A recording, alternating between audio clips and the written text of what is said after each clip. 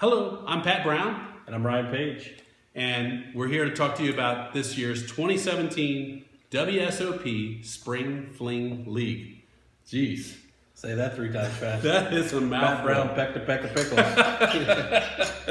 How many years have we been doing this? Well, this will be our 10th year, actually. Oh my goodness. And we've sent around 25 people to play in World Series poker events and other large buy-in poker tournaments. Had a couple of small cashes so far. A couple small caches, good times, a lot of good camaraderie and group relationships we developed. So Absolutely. So I'm going to ask you a few questions about this year's league, how we're set up, what the cost, point structures, etc., so that we can get those answers out of the way. A lot of our folks have been asking questions, and I know that we have a kind of a league sign-up sheet that has all these rules, but nobody's going to read all that crap. Well, I'm a little long-winded, but had a lot of feedback from last year, as we do every year, and we tried to put some changes in place that I think will help the league be a little bit more fun than it was last year, if that's possible. Awesome.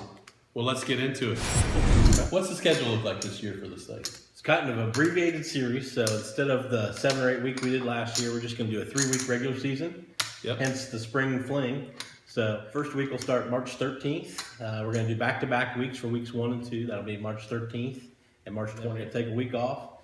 And the third week of the regular season will be on April 3rd, followed by the championship on April 10th. Correct. Okay. All right. And those will be located at Tim's in your house, which we call the basement Tim's, and the garage your place. And if you want to remember the schedule this year, just remember toilet paper. TP. Tim's Pats. So All right. just Awesome. TP your way to the final table and go to Vegas.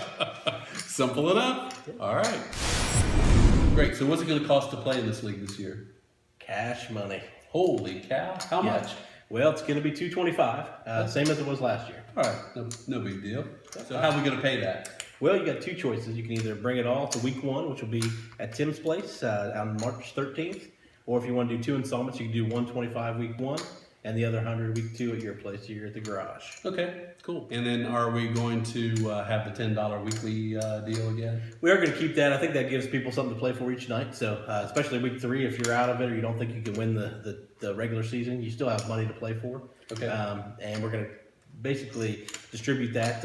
If there's 14 players or less, it'll be 75% for first, 25% for second. Okay. And then if there's over 14 players, we're going to do 50, 30, 20. So we'll pay out top 3. Gotcha. Obviously, you can chop when you get down to 4 players if you want to. That's up to you guys. Okay. And I know this last one's kind of a controversial topic year after year. Are we going to allow any rebuys? It is. It's a hot topic every year. First week of the regular season, we debate this.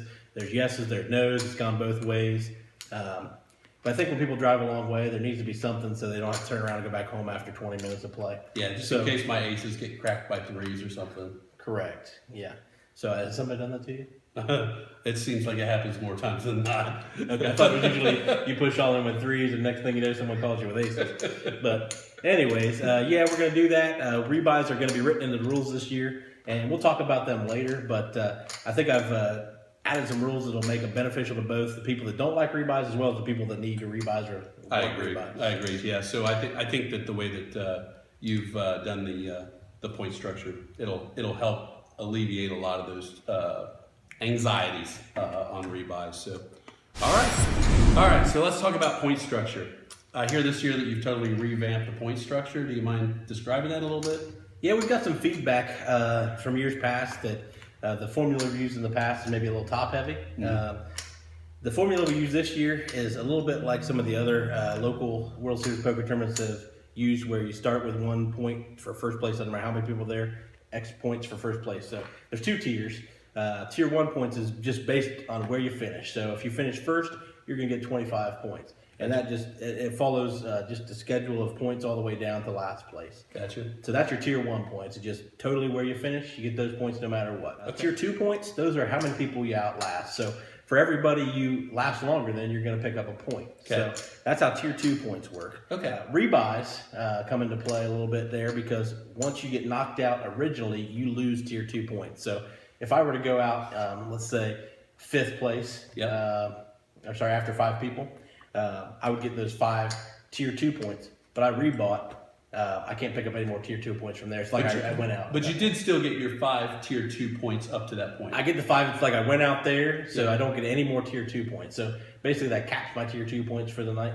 Now it's still wise for me to rebuy because I can still pick up more place points that I couldn't pick up had I not rebuy. Okay. But it does really make a rebuy a little bit rougher than it has in years past. Okay. Still a little bit confusing. So let me set this up. Let's say we have 15 players one night, right?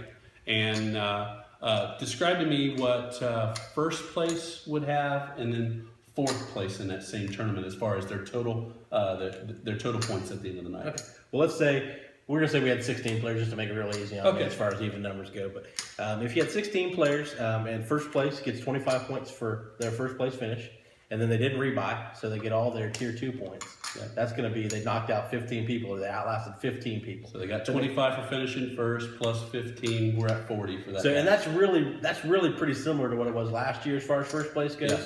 So the points are going to end up relatively similar as long as you don't use your rebuy. Right. That person that finished fourth place, let's say they didn't use their rebuy either, they're going to pick up 18 points for fourth place. Okay. And an additional 12 points because they've outlasted 12 people. Gotcha. So they're at 30. They're at 30. So the differential isn't as great. So those places from like second, third, fourth, fifth, pretty tight. Those are going to be a little bit tighter than they were last year. Yeah. So it takes a little bit less emphasis away from winning, although I think it's going to probably take a win in weeks 1 through 3 to probably win the regular season anyways. But you know what, I think that this will really help level the playing field. Like you said, it's not near as top heavy, so somebody can't really run away, get on that runaway train.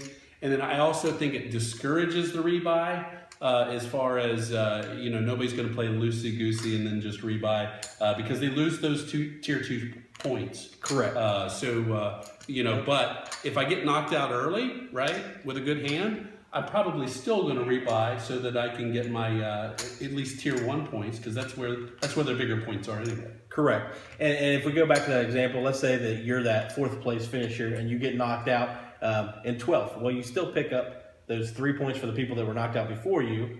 And at that point, you're eliminated technically on the tier 2 points. Right. So you're going to pick up 3 points for that plus your 18. So instead of 30, you're at 21 points. So it deducts some points, but it does give you the opportunity to pick up those points that you wouldn't have got because for 12th place, you'd only got a few points versus getting 18 for 4th. Interesting. I'm interested in seeing how it plays out this year. I think it's a good change though. So, all right, let's talk about attendance then. So, are we going to allow substitutes? We have had some subs in the past, and we've had some years where we didn't once again. But this year we are going to allow a sub. You can sub 1 week. Since there's only 3 regular season weeks, I didn't want it to be a sub playing with the majority of your regular season. So you can have 1 sub for 1 week out of the regular season. Does it cost anything? It does. It's going to be a $25 penalty basically to play a sub. Your other option would be just not to come. If you don't come, there's no extra fee for the pot.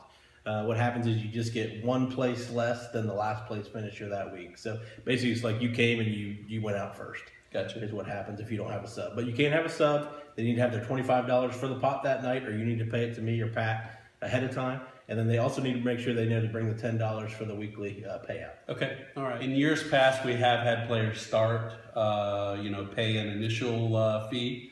Right, I know you've kind of made. We can think of a couple. Yeah, so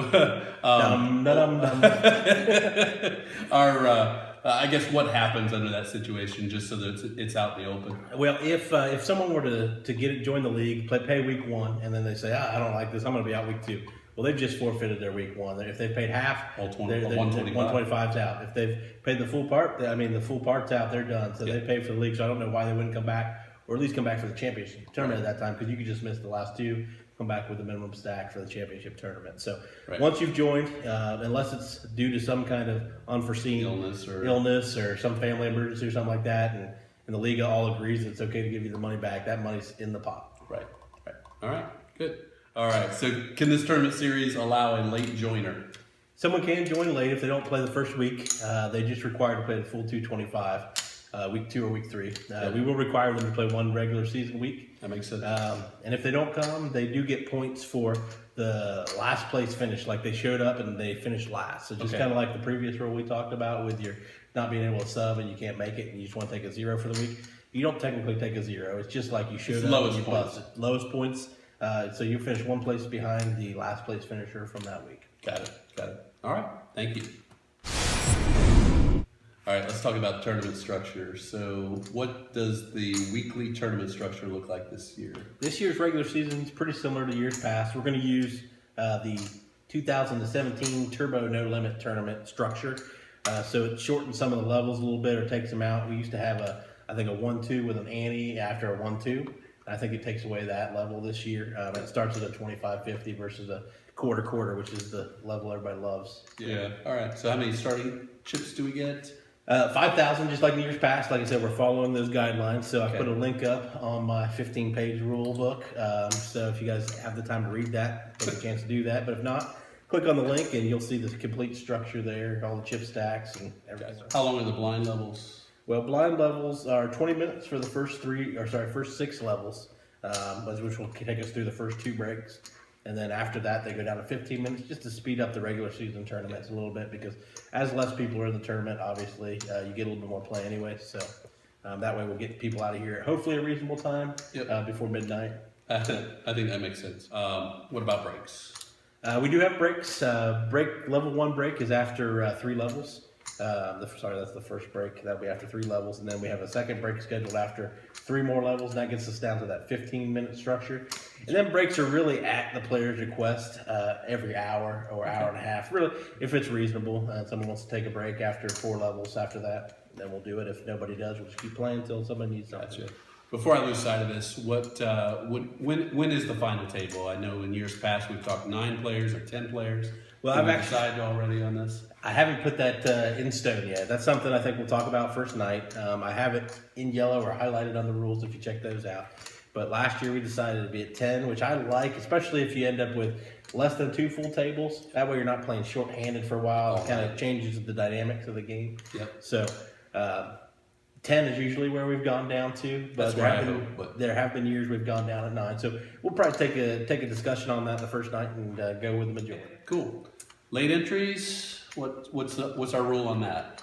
Well, you can come late. If you give me or Pat a call, we'll go ahead and put your stack out there and leave it there through the end of the first break. Yep. So, and if we don't hear from you, we're uncertain, but you've paid, especially once week 2 or 3 hits and you've paid either a portion or all of your league fees, we're going to assume you're probably coming. So we're going to put your stack out at least for the first level. And I think that's what I have in the rules, is that after 20 minutes, if we haven't heard from you, so it gets to be around 7:30, you haven't called us and we've probably reached out to you at that point, we're going to pull that stack off, because we don't need to deal on a dead stack all night when we haven't heard from you. Exactly. Just let us know. That's the name of the game. All right. So we talked about the normal season. What will how will the championship tournament differ from those normal weekly rules?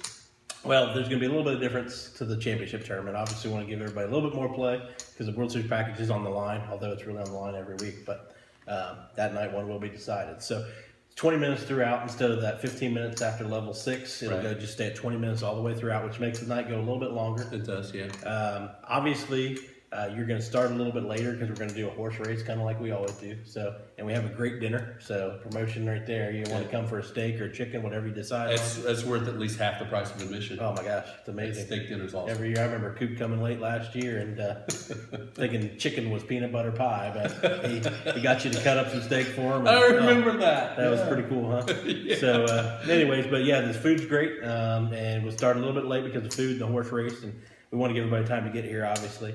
Yeah. And they'll be graduated stacks, so you'll get okay. a base stack and then a graduated chips on how you finish. Gotcha. So how does the graduated chip stack work? Is points equivalent to something? Correct. In the years past, we've done 1 point being equal to 50 chips. We've tried 1 point being equal to 100 chips. We've done it a little bit differently where we had tiered ratings. So if you finished second, you got 1,000 chips, and third got 900 chips, which was really bad. And we know some people that had an awful time with that. So we like to set that ahead of time. So this year we're doing something kind of in the middle. We don't know exactly how these points are going to work, but we're going to do 75 chips per point. Okay. So an example, if you end up second and with 100 points, which it would be a pretty good season, and if you end up second, that's kind of tough at 100 points because that's pretty consistent. But if you did that, you would get your $5,000 or 5,000 chips to start, and then you pick up an additional 75 chips per 100 times 100 is 7,500 chips. So you starting your stack of 12,500. 12,500. So that's kind of where I assume the big stack's going to be. Okay. And conversely, I guess. And the short stack's going to be a little above the 5,000 starting. Correct. stack. I mean, if you have 3 bad weeks or you don't show up one week and you end up with only 10 points, just for reference, 7,500 or 70 or 750 chips. So you're looking at 5,750. So your stack's a little less than half of the big stack there, but Yeah. one hand can turn that all around, as we've seen in years past.